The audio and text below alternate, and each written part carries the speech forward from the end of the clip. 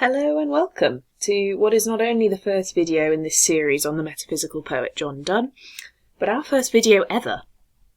If you haven't heard of Notable before, we produce textbooks and educational content for A-level students. Today, however, we are going to be discussing John Donne. We'll be introducing some pretty essential foundational knowledge about Donne, which will enable us to dive into a little bit more depth and detail in the later videos. So let's get into it. So as I mentioned at the beginning of this video, Donne is known as a metaphysical poet. This is a term that was coined by the critic Samuel Johnson, and it refers to a loosely associated group of 17th century poets.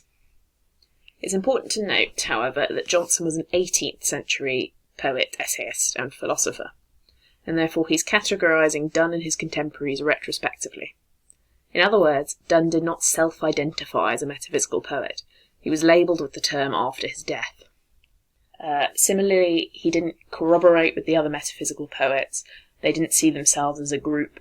The similarities between them were identified after their deaths. So, what does it mean to be a metaphysical poet? Well, metaphysical poets are characterised by their use of witty, inventive and paradoxical metaphors and conceits. A conceit is just an extended metaphor. So if you've read Donne's poem The Flea, you'll know that he uses the image of a flea as a means of persuading his lover to sleep with him. And this is the kind of abnormal symbolism which often features in the poetry of metaphysical poets.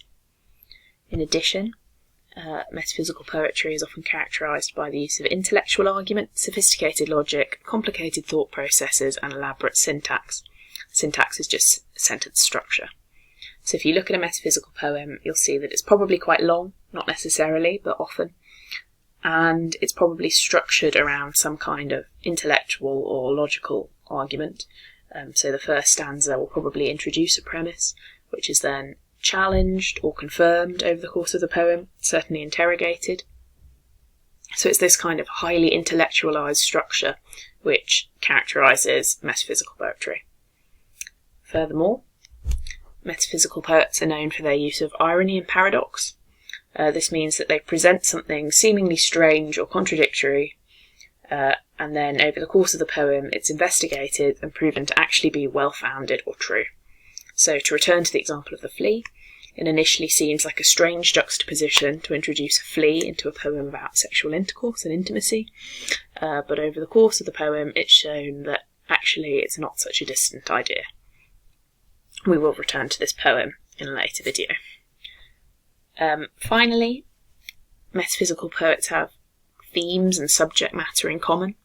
Notably, they tend to focus on, this isn't exclusively, but often, the themes of love, religion, God and morality.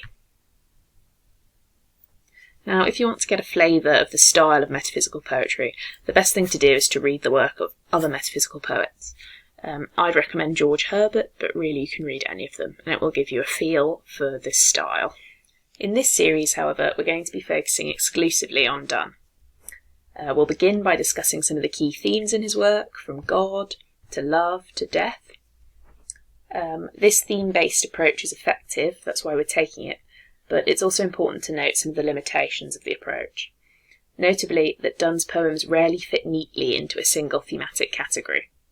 The theme of love and sex often leaks into his religious poetry, for example. In fact, as we mentioned earlier, Donne's poetry is categorised by his use of paradox even. He likes to toy with our expectations and subvert them, and therefore it's not surprising that his poems cannot be easily categorised by theme, because he's subverting our thematic expectations on purpose. Thank you so much for watching this brief introduction. Next time we'll be discussing the theme of love and sex in Donne's poetry. If you enjoyed this video, please do go check out our textbooks and study guides.